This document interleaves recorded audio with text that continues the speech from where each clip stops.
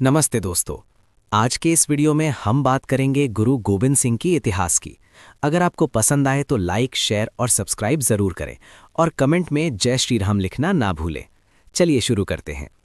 गुरु गोबिंद सिंह 22 दिसंबर 1666 से 7 अक्टूबर 1708 तक सिख धर्म के 10वें और अंतिम मानव गुरु थे, जो एक योद्धा, कवि, दार्शनिक और आध्यात्मिक नेता के रूप में जाने जाते हैं। उन्होंने खालसा पंथ की स्थापना की, जो सिख धर्म की पहचान बन गया और मुगलों तथा पहाड़ी राजाओं के अत्याचारों के खिलाफ संघर्ष किया।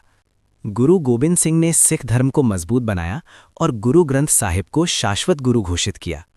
नीचे उनका विस्तृत जीवन परिचय दिया जा रहा है। जन्म और प्रारंभिक जीवन। गुरु गोबिंद सिंह का जन्म 22 दिसंबर 1666 को पटना, बिहार, भारत में हुआ था। उनका मूल नाम गोविंद राय था। उनके पिता 9वें सिख गुरु तेग बहादुर थे और माता गुजरी थीं।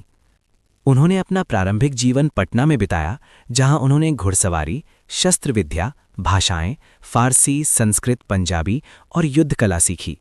1670 में वे परिवार के साथ पंजाब लौटे और आनंदपुर साहिब में रहे। बचपन में ही उन्होंने बहादुरी दिखाई, जैसे एक बार एक राजा की सेना का सामना किया। गुरु पद प्राप्ति। 1675 में जब वे मात्र 9 वर्ष के थे, उनके पिता गुरु तेग बहादुर को मुगल सम्राट औरंगजेब ने दिल्ली में शहीद कर दिया। इसके बाद गोविंद राय को 10वें गुरु के रूप में स्थापित किया गया। गुरु बनने के बाद उन्होंने आनंदपुर साहिब को अपना केंद्र बनाया और सिख समुदाय को मान्य रूप से मजबूत किया।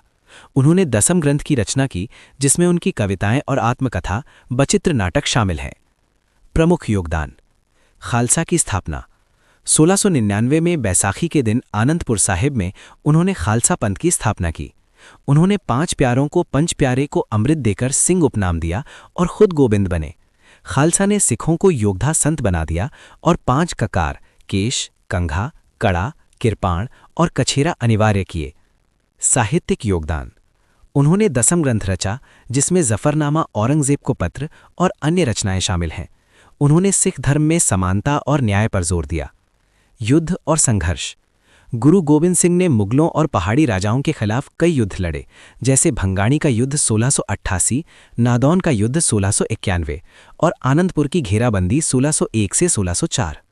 1704 में चमकौर का युद्ध हुआ, जहां उनके 2 बड़े बेटे अजीत सिंह और जुझार सिंह शहीद हो गए।